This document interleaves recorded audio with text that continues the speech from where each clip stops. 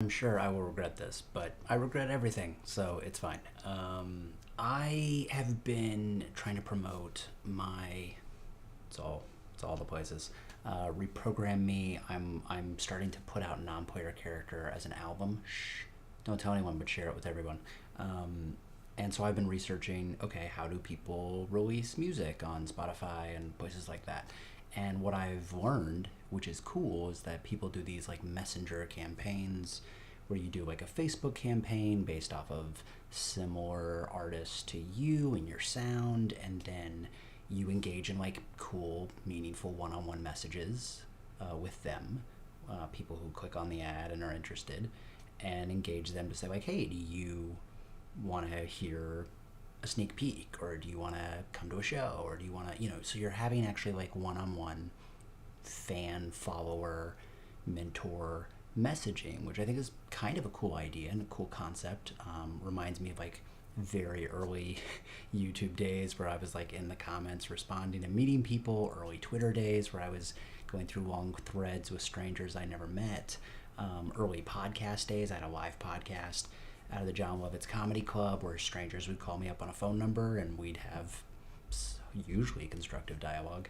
Um, but what's weird is I'm running this campaign and I just wanted to share it because I only learn from what people put on the internet. And I don't think the ads are playing fair and honestly.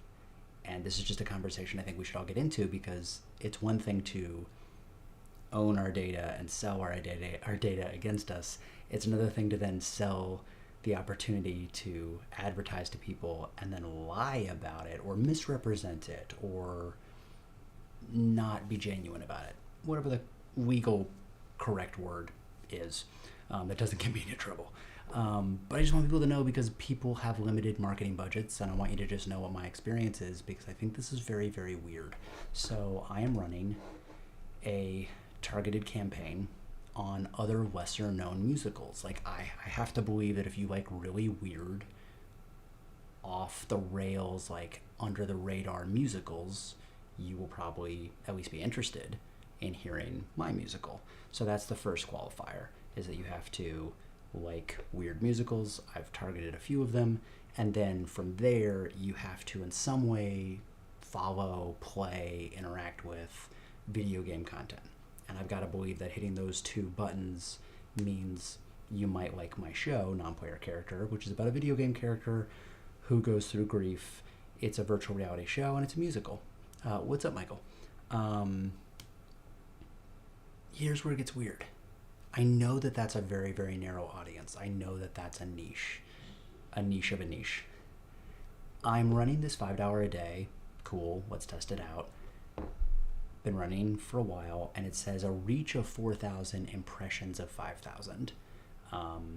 So even if we take like 10% of 10%, right? So let's take four 400 people, and then maybe like four people, 40, between 4 and 40, that I could have maybe expected to have been reached, not just a swipe by impression, but actually reached, and then actually wanted to message me and talk to me.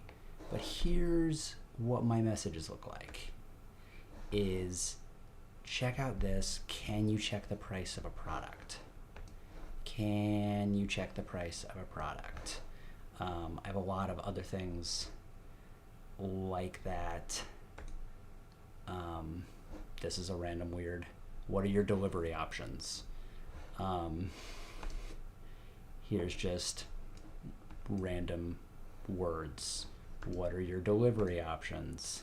So I then look at who these users are, and these are very low quality users. Like they don't have a feed, they don't post, they have no information about them. So my only conclusion can be that Facebook can't fill my ad, right? My order. They're like, oh shoot, that's a very, very narrow niche. We can't target those people or we can't find them, but we still want your $5 a day.